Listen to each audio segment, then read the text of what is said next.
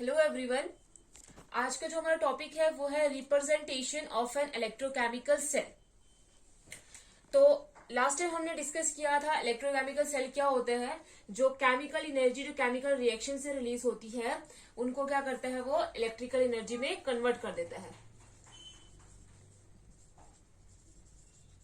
और electrochemical cell को हम कैसे रिप्रेजेंट करते हैं, ये हमने दो बीकर लेने थे। इन दो बीकर को हम हाफ सेल बोल देंगे। और इसके अंदर हमने इलेक्ट्रोड लिया था, यहाँ पे लिया था जिंक का इलेक्ट्रोड, जिसका साइज जो है वो डिक्रीज होता रहता है।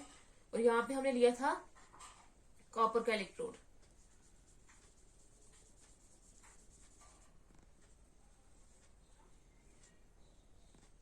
उसके बाद हमने यहाँ पे जिंक के इलेक्ट्रोड में जिंक सल्फेट का सोल्यूशन लिया था और कॉपर के इलेक्ट्रोड में कॉपर सल्फेट का सोल्यूशन। और इनको कनेक्ट किया था हमने की से, उसके बाद एमीटर से, एमीटर के बाद इधर। फिर यहाँ पे हमने सॉल्ट ब्रिज लिया था एक।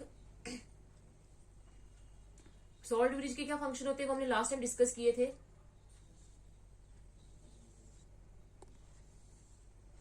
यह सॉल्ट ब्रिज। अब यहां से क्या होगा, पहले ऑलरेडी यहाँ पे Zn2 पॉजिटिव और SO4 2 नेगेटिव आइंस है, तो यहाँ से भी क्या होगा, जिंक एटम की यहाँ पे ऑक्सीडेशन होगी। इसको हम एनोड वाला पार्ट बोलेंगे और इसमें नेगेटिव बोलते हैं हम इसको। और ये कैथोड वाला पार्ट हो गया, इसको हम क्या बोलेंगे, पॉजिटिव पार्ट। ये हो गया कॉपर, ये हो गया जिंक। तो यहाँ से भी जिंक के एटम जो है वो इलेक्ट्रॉन को रिलीज करेंगे, ऑक्सीडेशन करेंगे और Zn2 पॉजिटिव आइंस बना देंगे। और यहाँ पे क्या होगा, जो कॉपर 2 पॉजिटिव आइंस और SO4 negative 2 negative ions present होंगे। यहाँ से जो कॉपर है, जो इलेक्ट्रॉन्स जा रहे होंगे वो क्या करेंगे, ले लेंगे और कॉपर की फॉर्म में यहाँ पे डिपॉजिट हो जाएंगे। मतलब क्या होगा, Zn से बनेंगे Zn2 positive plus 2 electron release कर देगा। फिर ये 2 इलेक्ट्रॉन एक्सेप्ट करेंगे कॉपर 2 पॉजिटिव और बना देंगे कॉपर, जो यहाँ पे आगे डिपॉजिट हो जाएंगे। और करंट जो है वो हमेशा इसके अपोजिट डायरेक्शन में फ्लो करेगा। ये था हमारे पास एक इलेक्ट्रोकेमिकल सेल। अब एक इलेक्ट्रोकेमिकल सेल, ये गैल्वेनिक सेल में 2 इलेक्ट्रोड्स होते हैं। एक होता है एनोड, दूसरा होता है कैथोड। एनोड वो वाला पार्ट होता है जहां पे ऑक्सीडेशन होती है और कैथोड वो वाला पार्ट होता है जहां पे रिडक्शन होती है। और ये जो इलेक्ट्रोलाइटिक सोल्यूशन होता है, ये जो ZnSO4 क्या है, इलेक्ट्रोलाइटिक का सोल्यूशन है। ZnSO4 हमारे पास इलेक्ट्रोलाइट है, उसी का सोल्यूशन जो है, ये जो इलेक्ट्रोलाइटिक सोल्यूशन है जिसमें ये जो इलेक्ट्रोड्स प्रेजेंट होते हैं उनको हम क्या बोलते हैं, हाफ सेल। इसको भी क्या बोलेंगे, ये भी क्या है, हाफ सेल। और जब 2 हाफ सेल कंबाइन होंगे, कंबाइन करके क्या बना देते हैं, वो इलेक्ट्रोकेमिकल सेल। और सिंपली क्या लिखेंगे, एक सेल बना देते हैं। अब ये सेल को हम कैसे रिप्रेजेंट करेंगे, सेल को रिप्रेजेंट करने के लिए हमें कुछ कन्वेंशन यूज करनी पड़ती है। वो क्या है, इसी सेल को रिप्रेजेंट करने के लिए तो फर्स्ट कन्वेंशन ये है कि गैल्वेनिक सेल को हम रिप्रेजेंट करते हैं, एनोड वाला पार्ट कहां पे लिखते हैं, लेफ्ट साइड में, और कैथोड वाला जो पार्ट होता है उसको राइट साइड में। एनोड वाला वो पार्ट होता है जहां पे ऑक्सीडेशन हो रही होती है और कैथोड वो पार्ट होता है जहां पे रिडक्शन हो रही होती है। तो जब भी हमने सेल को रिप्रेजेंट करना है, लेफ्ट साइड में हमने लिखना है एनोड और राइट साइड में हमने लिखना है कैथोड। उसके बाद एनोड को कैसे रिप्रेजेंट करेंगे, एनोड ऑफ द सेल को कैसे रिप्रेजेंट करेंगे, कैसे लिखेंगे, ये हमारे पास क्या है, जिंक रॉड है। मतलब ये हमारे पास मेटल है, सॉलिड पार्ट। यहाँ पे ये कॉपर सॉलिड पार्ट है जो इलेक्ट्रोड है, और ये है हमारे पास इलेक्ट्रोलाइटिक सोल्यूशन। इसमें क्या है, कॉपर Zn2 पॉजिटिव आइंस और SO4 2 नेगेटिव आइंस। इसमें क्या है, Zn कॉपर 2 पॉजिटिव आइंस और SO4 2 नेगेटिव आइंस। तो एनोड ऑफ द सेल को कैसे रिप्रेजेंट करेंगे, सबसे पहले हमने क्या लिखना है, मेटल या सॉलिड फेस पहले लिखना है, मेटल सॉलिड फेस, जो हमारे पास यहाँ पे क्या है, ये रॉड। उसके बाद हमने इलेक्ट्रोलाइटिक सोल्यूशन का जो कैटाइन है, कैटाइन हमें यहाँ पे क्या किसकी जरूरत है, Zn2 पॉजिटिव की। उसके बाद हमने कैटाइन को लिखना है इलेक्ट्रोलाइटिक सोल्यूशन में जो है। और लेकिन जो कैथोड में है, ये हमारे पास हो गया एनोड वाला पार्ट। लेकिन जो कैथोड वाला पार्ट है उसमें हमने केटाइन जो है इलेक्ट्रोलिटिक सोल्यूशन का, जो यहाँ पे Cu2 पॉजिटिव आइन है उसको पहले लिखना है। उसके बाद फिर जो मेटल आएगी सॉलिड फेज, जो कॉपर रॉड है वो लिखना है। ये कौन सा वाला पार्ट है? कैथोड वाला पार्ट। और जो मेटल केटाइन और जो सॉलिड फेस है इसको हम, अगर हमें सेपरेट करना है, अलग दिखाना है, तो हम यहाँ पे एक सेमीकोलन का सिंबल यूज करेंगे या सिंपल एक वर्टिकल लाइन यूज करेंगे। इस केस में भी एक सेमीकोलन का सिंबल यूज करेंगे या वर्टिकल लाइन दिखाएंगे। तो हम देखते हैं कि कैसे रिप्रेजेंट करते हैं। तो सबसे पहले अगर हमें एनोड वाला पार्ट रिप्रेजेंट करना है तो एनोड वाले पार्ट में पहले सॉलिड पार्ट कौन सा है हमारे पास? जिंक। तो आ जाएगा जिंक। उसके बाद हमने क्या लेना है? जो इसका इलेक्ट्रोलाइटिक सॉल्यूशन में जो केटाइन होगा, केटाइन यहाँ पे क्या है? Zn2 पॉजिटिव, तो यह आ जाएगा Zn2 पॉजिटिव। और इन दोनों को सेपरेट करना है, या तो हम ये सेमीकोलन का सिंबल यूज कर सकते हैं या फिर Zn एक वर्टिकल लाइन यूज कर सकते हैं Zn2 पॉजिटिव। अगर हमने सॉल्यूशन को और इंफॉर्मेटिव बनाना है, ज्यादा इंफॉर्मेशन फर्दर वो अगर बतानी है, तो ये जो हमने कंसंट्रेशन जो इलेक्ट्रोलाइट की ली है, जैसे हमने ZnSO4 की 1 मोलर सोल्यूशन लिया था और कॉपर सल्फेट का भी 1 मोलर सोल्यूशन लिया था, तो हम इसकी कंसंट्रेशन भी बता सकते हैं कि इलेक्ट्रोलाइटिक सोल्यूशन की कंसंट्रेशन क्या है। तो यहाँ पे हम इसको ऐसे लिख सकते हैं, Zn vertical line Zn2 positive, Zn2 positive की हमने कंसंट्रेशन कितनी थी? 1 मोलर। तो हम एनोड वाले पार्ट को ऐसे रिप्रेजेंट करेंगे। ये हो गया एनोड वाला पार्ट। नेक्स्ट है हमारे पास कैथोड वाला पार्ट। कैथोड वाले पार्ट में पहले हमने क्या लिखना है? केटाइन लिखना है। तो कैथोड वाले पार्ट में पहले केटाइन क्या है? कॉपर 2 पॉजिटिव, तो आ जाएगा कॉपर 2 पॉजिटिव। उसके बाद हमने मेटल फेस लिखना है, जो सॉलिड फेस है। सॉलिड पार्ट कौन सा हमारे पास? कॉपर, तो आ जाएगा कॉपर। इन दोनों को या तो सेमीकोलन से सेपरेट करना है या फिर एक वर्टिकल लाइन से, या फिर जब हमने इसको अगर और इन्फॉर्मेटिव बनाना है तो हम इलेक्ट्रोलाइटिक सॉल्यूशन की कंसंट्रेशन भी बताएंगे। तो इलेक्ट्रोलाइटिक सॉल्यूशन कौन सा वाला है यहाँ पे? Electrolytic solution copper 2 positive ion electrolytic solution में प्रेजेंट है, तो आ जाएगा कॉपर 2 पॉजिटिव 1 मोलर कॉपर। ये हो गया कैथोड वाला पार्ट। तो एनोड और कैथोड वाले पार्ट को हम ऐसे रिप्रेजेंट करेंगे। थर्ड है कि ये जो सॉल्ट ब्रिज है, जो दो सेल्स के बीच में प्रेजेंट है, इस सॉल्ट ब्रिज को हम कैसे रिप्रेजेंट करेंगे? सॉल्ट ब्रिज को जो हम रिप्रेजेंट करेंगे एक डबल वर्टिकल लाइन से। तो डबल वर्टिकल लाइन से हम इसको ऐसे रिप्रेजेंट करेंगे। फिर अब हम सेल को कैसे लिखेंगे? पहले आता है हमारे पास एनोड वाला पार्ट। तो एनोड वाला पार्ट को हमने कैसे रिप्रेजेंट करना है? तो ऐसे, तो आ जाएगा Zn vertical line Zn2 positive, तो आ जाएगा 1 मोलर। उसके बाद क्या आ जाएगा? Salt bridge. सॉल्ट ब्रिज को हम डबल वर्टिकल लाइन से रिप्रेजेंट करेंगे। फिर आ जाएगा हमारे पास कैथोड वाला पार्ट। कैथोड वाले पार्ट में हम उसको कैसे रिप्रेजेंट करेंगे? पहले आ जाएगा हमारे पास इलेक्ट्रोलाइटिक सॉल्यूशन का केटाइन, तो आ जाएगा केटाइन और उसकी 1 मोलर सॉल्यूशन है।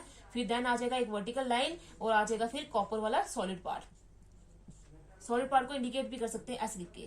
तो ये ऐसे है, एक सेल को हम रिप्रेजेंट कर सकते हैं। तो ये जो कंप्लीट इंफॉर्मेशन है,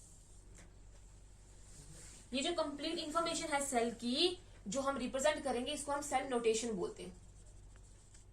कंप्लीट इंफॉर्मेशन जो सेल की होती है उसको हम सेल नोटेशन बोलते हैं। और इसको हम सेल को, अब ओवरऑल सेल को हम कैसे रिप्रेजेंट करेंगे? तो ये आ जाएगा हमारे पास ओवरऑल सेल को रिप्रेजेंट करने का तरीका। यहाँ पे आ जाएगा पहले एनोड वाला पार्ट, तो आ जाएगा Zn एनोड। और उसके बाद आ जाएगा यहाँ पे क्या हो रही होती है? ऑक्सीडेशन हो रही होती है, तो आ जाएगा ऑक्सीडेशन ऑकर्स। एनोड वाले पार्ट में हमेशा क्या होती है? ऑक्सीडेशन होती है, लॉस ऑफ इलेक्ट्रॉन होता है। तो फिर उसके बाद आ जाएगा बीच में डबल वर्टिकल लाइन से आ जाएगा सॉल्ट ब्रिज। और यहाँ पे आ जाएगा हमारे पास क्या? Zn2 पॉजिटिव आइंस जो इलेक्ट्रोलाइटिक सोल्यूशन के होंगे, 1 मोलर लिया है। और ये क्या है? एनोड वाला इलेक्ट्रोलाइटिक सोल्यूशन या एनोड वाला इलेक्ट्रोलाइट। फिर क्या आ जाएगा? जब हमने सॉल्ट ब्रिज के बाद कैथोड वाला पार्ट आ जाएगा। कैथोड वाले पार्ट में हमने पहले का लिखना है, जो केटाइन होगा इलेक्ट्रोलाइटिक सॉल्यूशन का, तो आ जाएगा कॉपर 2 पॉजिटिव, तो ये आ जाएगा कैथोड इलेक्ट्रोलाइट। उसके बाद हमने क्या लिखना है? कॉपर का इलेक्ट्रोड, जो क्या क्या है? कैथोड। और यहाँ पे हमने लिख देना है, यहाँ पे क्या हो रही है? Reduction occurs. ये है कंप्लीट नोटेशन किसकी? सेल की। सेल को हम एक ऐसे रिप्रेजेंट करते हैं। उसके बाद नेक्स्ट है, कभी कभार क्या होता है, हम यहाँ पे एनोड और कैथोड को नेगेटिव और पॉजिटिव से भी, साइन से भी इंडिकेट करते हैं, जिससे हमें ये पता चलता है कि लॉस ऑफ इलेक्ट्रॉन और गेन ऑफ इलेक्ट्रॉन हो रहा है। और एनोड वाला जो पार्ट होता है वो नेगेटिव पार्ट होता है और कैथोड वाला पार्ट क्या होता है? पॉजिटिव पार्ट होता है। और जो ये करंट जो है, जो इलेक्ट्रॉन्स जो है वो फ्लो करते हैं फ्रॉम एनोड टू कैथोड, या जगह इलेक्ट्रॉन फ्लो। और बाय कन्वेंशन फिर अगर इलेक्ट्रॉन जो है वो जिंक से एनोड से कैथोड में फ्लो कर रहे हैं तो जो करंट है वो इसके ऑपोजिट डायरेक्शन में फ्लो करेगा। तो अब करंट जो है वो कॉपर से जिंक की तरफ फ्लो करेगा, या कैथोड टू एनोड जो है वो फ्लो करेगा। करंट हमेशा इसके अपोजिट डायरेक्शन में फ्लो करता है। अब ये था एक सेल को रिप्रेजेंट करने का तरीका, रिप्रेजेंटेशन ऑफ इलेक्ट्रोकेमिकल सेल। अब हम कुछ कॉमन एग्जांपल्स लेते हैं जिससे हम एक सेल को रिप्रेजेंट, अलग अलग सेल को रिप्रेजेंट करेंगे। तो कुछ एग्जांपल्स लेंगे।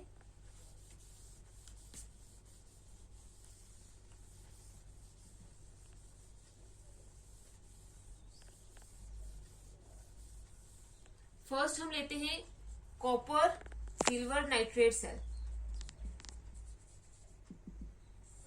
कॉपर सिल्वर नाइट्रेट सेल में यहाँ पे क्या होगा, यहाँ पे पहले हमने जिंक लिया था तो यहाँ पे आ जाएगा कॉपर, और यहाँ पे आ जाएगा क्या, सिल्वर नाइट्रेट, मतलब एजी का इलेक्ट्रोड। और इस सोल्यूशन में जिंक का कोई भी सोल्यूशन ले सकते हैं, और यहाँ पे आ जाएगा अब AgNO3 सिल्वर नाइट्रेट का सोल्यूशन। अब पहले हम देखते हैं कि ऑक्सीडेशन हाफ रिएक्शन में क्या हो रहा होगा, ये ऑक्सीडेशन हाफ सेल में क्या होगा। तो वहां पे ऑक्सीडेशन होगी तो कॉपर का जो इलेक्ट्रोड, कॉपर के जो एटम है, जो इलेक्ट्रोड में से जो एटम है वो यहाँ से रिलीज हो जाएंगे और सोल्यूशन में जाएंगे और बना देंगे वो Cu2 positive plus 2 electron release कर देंगे। कॉपर हमेशा 2 इलेक्ट्रॉन रिलीज करता है इसके ऊपर, इसलिए हमेशा 2 पॉजिटिव चार्ज होता है। ये होगी ऑक्सीडेशन, और वो कहाँ हो रही होगी, ऑक्सीडेशन हाफ सेल में। उसके बाद जब रिडक्शन हो रही होगी तो रिडक्शन में क्या होगा, जो 2 इलेक्ट्रॉन इन्होंने रिलीज किए हैं वो कौन लेगा, यहाँ पे जो सिल्वर नाइट्रेट के सोल्यूशन में वो क्या बना देगा, Ag positive plus NO3 negative ions बनाता है। तो Ag पॉजिटिव आइंस क्या करेंगे, अब यहाँ पे 2 इलेक्ट्रॉन्स रिलीज हुए हैं, Ag के ऊपर हमेशा एक पॉजिटिव चार्ज होता है तो हमें 2 इलेक्ट्रॉन एक्सेप्ट करने हैं, इसलिए हम 2 Ag पॉजिटिव ले लेंगे। ये 2 Ag पॉजिटिव 2 इलेक्ट्रॉन को एक्सेप्ट करेगा और क्या बना देगा, 2 इलेक्ट्रॉन इस पॉजिटिव चार्ज को बैलेंस कर देगा और बना देगा 2 Ag न्यूट्रल वाला पार्ट। ये हो जाएगी क्या, रिडक्शन। ऑक्सीडेशन क्या होता है, लॉस ऑफ इलेक्ट्रॉन, रिडक्शन क्या होता है, गेन ऑफ इलेक्ट्रॉन। ये ऑक्सीडेशन हो रही होगी इस बीकर में, इस ऑक्सीडेशन हाफ सेल में, और रिडक्शन हो रही होगी इस सेल में। अब ये 2 इलेक्ट्रॉन और 2 इलेक्ट्रॉन कैंसिल, और हमारे पास रिएक्शन क्या बचेगी, कॉपर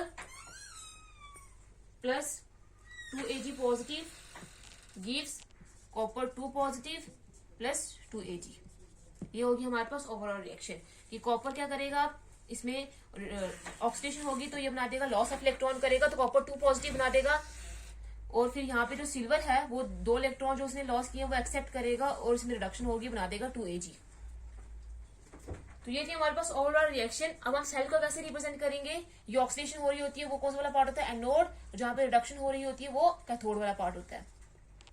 तो पहले हम लिखते हैं एनोड वाला पार्ट। तो एनोड वाले पार्ट में एनोड क्या है, पहले हमने एनोड वाले पार्ट में पहले सॉलिड पार्ट लिखते हैं। यहाँ पे सॉलिड पार्ट क्या है, कॉपर, तो यहाँ जाएगा सॉलिड पार्ट S। फिर इसमें हम एक वर्टिकल लाइन लगाएंगे, उसके बाद इसी का जो सोल्यूशन का जो कैटाइन होगा वो लेंगे। तो कैटाइन क्या है, Cu2 पॉजिटिव, जो Cu2 पॉजिटिव कहाँ पे प्रेजेंट है, यहाँ पे सोल्यूशन में। तो सोल्यूशन को हम रिप्रेजेंट करते हैं AQ से, एक्वेस फॉर्म में लिख देंगे। उसके बाद आ जाएगा सॉल्ट ब्रिज, तो सॉल्ट ब्रिज को ऐसे इंडिकेट करेंगे। फिर आ जाएगा हमारे पास कैथोड वाला पार्ट। कैथोड वाले पार्ट में पहले हमने केटाइन लेना होता है इलेक्ट्रोलाइट सॉल्यूशन का। तो केटाइन क्या है, Ag पॉजिटिव, जो सॉल्यूशन में है तो सॉल्यूशन में आ जाएगा AQ। फिर हमने एक वर्टिकल लाइन लेनी है, उसके बाद आ जाएगा इसका सॉलिड वाला पार्ट जो क्या है Ag, तो आ जाएगा सॉलिड वाला पार्ट। तो इस सेल को हम ऐसे रिप्रेजेंट करेंगे। अब हम एक और एग्जांपल लेते हैं, डिस्कस करते हैं कि सेल को कैसे रिप्रेजेंट करेंगे। जो नेक्स्ट एग्जांपल है वो है हमारे पास निकल सिल्वर नाइट्रेट सेल। अब निकल सिल्वर नाइट्रेट सेल में पहले हम देखेंगे कि ऑक्सीडेशन सेल में और रिडक्शन सेल में क्या होगा। तो यहाँ पे पहले जिंक थी और जो नेक्स्ट पहले हमने जो एग्जांपल लिया उसमें कॉपर था। अब यहाँ पे आ जाएगा निकल वाला पार्ट, तो यहाँ पे निकल के आइंस बनेंगे और यहाँ पे आ जाएगा सिल्वर नाइट्रेट सोल्यूशन, वही सेम। तो निकल में क्या होगा, यहाँ पे ऑक्सीडेशन होगी, तो निकल सॉलिड वाला पार्ट है, ये क्या करेगा, अपने इलेक्ट्रॉन्स रिलीज करेगा, बना देगा Na2 positive plus 2 electron release कर देगा। निकल भी हमेशा 2 इलेक्ट्रॉन रिलीज करता है, और 2 इलेक्ट्रॉन जब रिलीज करेगा यहाँ पे निकल का एटम वो चला जाएगा सोल्यूशन में, तो आ जाएगा यहाँ पे एक्वियस फॉर्म में। ये हो जाएगी हमारे पास ऑक्सीडेशन, और ये कहाँ हो रही है, एनोड वाले पार्ट में। नेक्स्ट ये जो 2 इलेक्ट्रॉन रिलीज करेगा वो कौन एक्सेप्ट करेगा, यहाँ पे कौन सा कैटाइन, जो सिल्वर नाइट्रेट सोल्यूशन में जो सिल्वर आइंस है वो, तो सिल्वर आइंस Ag पॉजिटिव जो एक्वेस सोल्यूशन में है, और हर एक सिल्वर के ऊपर एक पॉजिटिव चार्ज होता है, तो इसलिए हम यहाँ पे 2Ag पॉजिटिव लेंगे क्योंकि हमें 2 इलेक्ट्रॉन एक्सेप्ट करने हैं। तो 2 इलेक्ट्रॉन से लेगा और वे बना देगा क्या, 2Ag न्यूट्रल, क्योंकि ये इलेक्ट्रॉन जो है वो पॉजिटिव चार्ज को क्या कर देंगे, बैलेंस कर देंगे। तो ये हमारे पास बन जाएगा 2Ag सॉलिड वाला पार्ट, क्योंकि ये सॉलिड वाले पार्ट में जाके क्या हो जाएगा, डिपॉजिट हो जाएगा। ये 2 इलेक्ट्रॉन और ये 2 इलेक्ट्रॉन कैंसिल, तो हमारे पास ओवरऑल रिएक्शन क्या बनेगी, Ni solid plus 2Ag positive aqueous form में gives Ni2 positive plus 2Ag solid form. ये हमारे पास होगी ओवरऑल रिएक्शन। ये थी क्या, रिडक्शन रिएक्शन, और क्या हो रही थी, कैथोड वाले पार्ट में। ये होगी हमारे पास ओवरऑल रिएक्शन। निकल क्या करेगा, इसमें ऑक्सीडेशन होगी, 2 इलेक्ट्रॉन रिलीज करेगा, बना देगा Ni2 पॉजिटिव। सिल्वर जो है वो 2 इलेक्ट्रॉन जो इसने लूज करे हैं वो एक्सेप्ट करेगा और इसमें रिडक्शन होगी, वो बना देगा 2Ag। अब सेल को कैसे रिप्रेजेंट करेंगे, पहले हम हमेशा एनोड वाला पार्ट लिखते हैं, और एनोड वाले पार्ट में पहले हम सॉलिड पार्ट लिखते हैं। तो सॉलिड पार्ट में पहले कौन सा वाला पार्ट आएगा, तो इसमें निकल सॉलिड पार्ट है, निकल का इलेक्ट्रॉन लिया है सॉलिड पार्ट। फिर हमने एक वर्टिकल लाइन लेनी है, उसके बाद जो इसका कैटाइन होगा वो क्या है, जो इलेक्ट्रोलाइटिक सोल्यूशन में होगा वो है Ni2 पॉजिटिव। फिर आ जाएगा सॉल्ट ब्रिज जो डबल वर्टिकल लाइन से इंडिकेट करते हैं। उसके बाद आ जाएगा कैथोड वाला पार्ट। कैथोड वाले पार्ट में पहले हमने इलेक्ट्रोलाइटिक सोल्यूशन का कैटाइन लेना होता है, और वो कैटाइन क्या है, Ag पॉजिटिव जो एक्वेस सोल्यूशन में है। फिर हमने एक वर्टिकल लाइन लेनी है, उस वर्टिकल लाइन के बाद हमने सॉलिड पार्ट लिखना है, और वो सॉलिड पार्ट कौन सा होगा, सिल्वर वाला पार्ट। ये आ जाएगा सॉलिड पार्ट। तो ये आ गया इस सेल की रिप्रेजेंटेशन, कौन सी सेल की, निकल सिल्वर नाइट्रेट सेल की, ये होगी रिप्रेजेंटेशन। नेक्स्ट एक और एग्जांपल लेते हैं।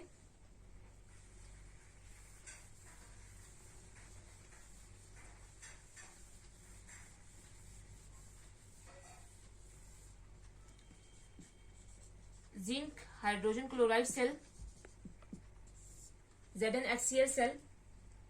अब इसमें ऑक्सीडेशन सेल में क्या होगा, इस सेल में यहाँ पे क्या हो जाएगा, जिंक का इलेक्ट्रोड हमें डिप कर देना है, और यहाँ पे जिंक का सोल्यूशन ले लेंगे। यहाँ पे आ जाएगा हाइड्रोजन का इलेक्ट्रोड, और साथ में यहाँ पे क्या आ जाएगा, HCl का सोल्यूशन। तो ऑक्सीडेशन सेल में क्या होगा, जो Zn है, जो इलेक्ट्रोड है Zn का, वो क्या करेगा, अपने 2 इलेक्ट्रॉन, यहाँ पे ऑक्सीडेशन होगी, 2 इलेक्ट्रॉन लूज करेगा, और यहाँ पे क्या हो जाएगी, ऑक्सीडेशन। और ये 2 इलेक्ट्रॉन कौन एक्सेप्ट करेगा, यहाँ पे हाइड्रोजन क्लोराइड का सोल्यूशन है, तो हाइड्रोजन क्लोराइड का सोल्यूशन क्या बनाता है, H positive plus chlorine negative ions बनाता है। तो H पॉजिटिव क्या करेगा, फिर जो कैटाइन है इसका, वो 2 इलेक्ट्रॉन को एक्सेप्ट करेगा, एक हाइड्रोजन के ऊपर एक पॉजिटिव चार्ज होता है, तो हमें 2 इलेक्ट्रॉन्स एक्सेप्ट करने हैं, तो यहाँ पे हम 2H पॉजिटिव ले लेंगे। ये 2 इलेक्ट्रॉन एक्सेप्ट करेगा और वो बना देगा H2 गैस, हाइड्रोजन गैस। ये इलेक्ट्रॉन और ये इलेक्ट्रॉन कैंसिल, तो हमारे पास क्या बचेगा, overall reaction Zn plus 2H positive gives Zn2 positive plus hydrogen gas. Zn ने 2 इलेक्ट्रॉन रिमूव करे, मतलब इसमें ऑक्सीडेशन हुई, तो ये Zn2 पॉजिटिव बना दिया, और यहाँ पे 2 जो H पॉजिटिव है उन्होंने 2 इलेक्ट्रॉन एक्सेप्ट करे और बना दिया H2 गैस। ये हो गया ओवरऑल रिएक्शन।